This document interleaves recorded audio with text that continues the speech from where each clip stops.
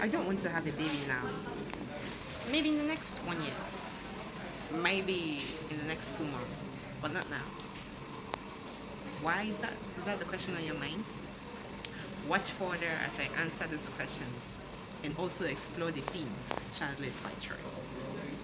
Please remember to like, subscribe, share my videos, or make a comment. I want to hear your comment. When you choose to be childless for certain reasons or a certain period, people in Africa tend to judge you.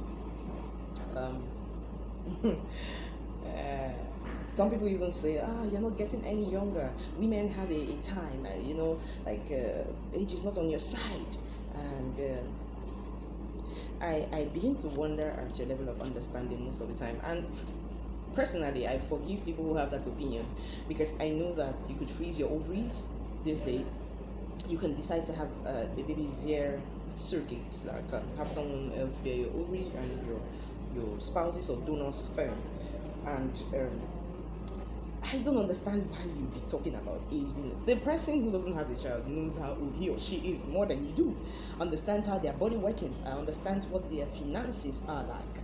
So trying to be all that mediator, let it be that the person came to you for advice. That's a whole different scenario, all right? Putting people under pressure to have kids when you know that you wouldn't even contribute to Pampers more than 3 months. And in fact, I don't even think people do that anymore. People are more selfish these days, more self-centered. Different from those days where you saw people coming in to assist you with various needs. When there's a baby, people buy powder, people buy soap. These days, people wait for you to host them when they come to see you and the baby. So please, with your opinions, guys, you need to take into consideration that we all don't have to be like you. Boom, you got married. Boom, you had the first kid. 1 year later, second one. Yeah, you had them back to back and all that. We all can't be like you, yeah? No, we can't. There was, in fact, a lady once said to me that, men are not what they seem. Oh, your husband is deceiving you. He's deceiving you. Personally, I haven't gotten to where I'm looking at arriving at in my journey, but I've made progress, and I know that I'm not a liability. So if my husband, spouse, or someone I'm in a relationship wants to walk out on me, thank God for you, because on my own, I've added value to myself. I am my own person. Okay, I have my own personal goals, and I have heights that I'm looking at that is beyond being somebody's spouse or wife or mother. All right. So when the lady talked to me in that tone, first of all, it was disrespectful. You're saying that the man I live with shouldn't be trusted in the agreement I had with him. That's very disrespectful. I haven't come to you to ask for counsel before, as regards the man I was dealing with. Well, I looked at her and you know what I generalized? Bankruptcy of knowledge. Once a very Christian person said, you are trying to plan for God. You're not allowing God to do his thing, to have his way in your life, but very religious in Africa. And I looked at the person and I was like, well, there's a thin line between faith and foolishness. When the Christian Bible says that faith is the substance of things hoped for, evidence of things not seen, you don't just sit back and die on that scripture, because there's another one that says that faith without works is dead. Okay, so you need to be putting certain steps into action. You need to have a game plan. Now, the plan B is the place of favor. Okay, all things being equal, and there's a shower of certain blessings, or things turn around. Okay, like this would now be the alternative. That is where, but you must have a plan. If not, don't breathe in air. Expect God to come and be blowing air to your nose. You take certain steps for yourself. Why do you go to work? To have food to eat? No, you would have sat in the house like the birds of the air that the heavens feeds. Please.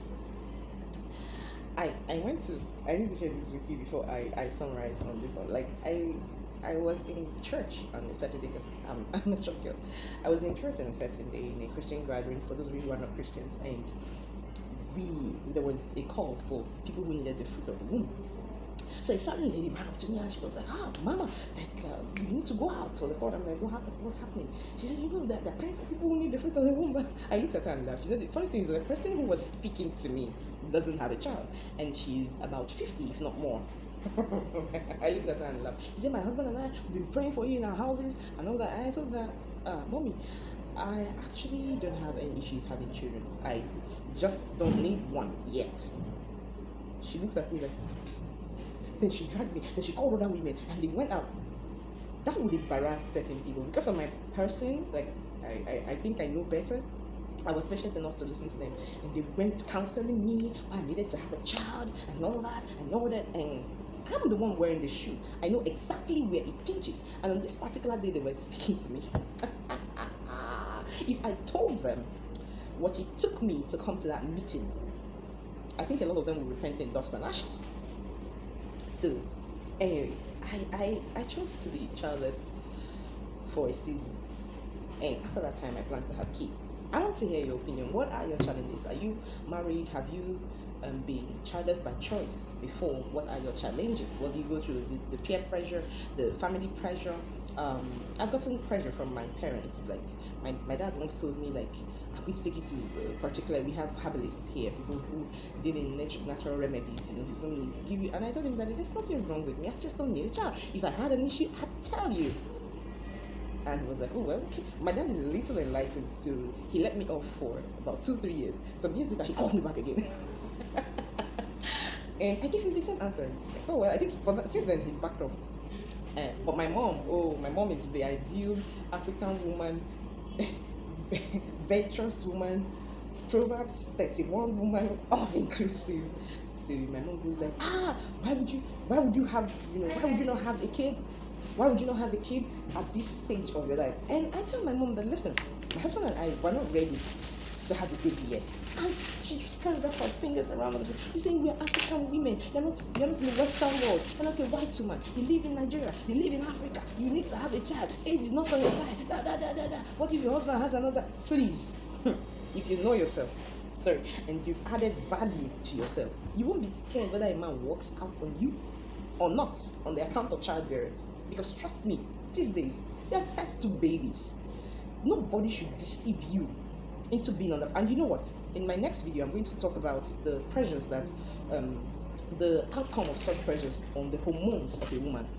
You are sleepless. You don't have peace. You don't have rest. No matter what you eat, you are not comfortable. You are not happy. Sometimes there's money, but you're not happy. And at some point, it begins to make your hormones have an imbalance. And you know that's the biggest sickness in for women who don't have children in Africa, hormonal imbalance. They're like, oh, you are just tense. You are giving too much attention to having a child. And remember, like I said, children are not assets. Disclaimer: I'm not saying you shouldn't have a child. Okay, I'm just saying that you should have a plan. And most people who have a plan then have a degrees of favor, like we like to say for those who are Christian. You find out that having a plan cannot be exchanged by being mediocre.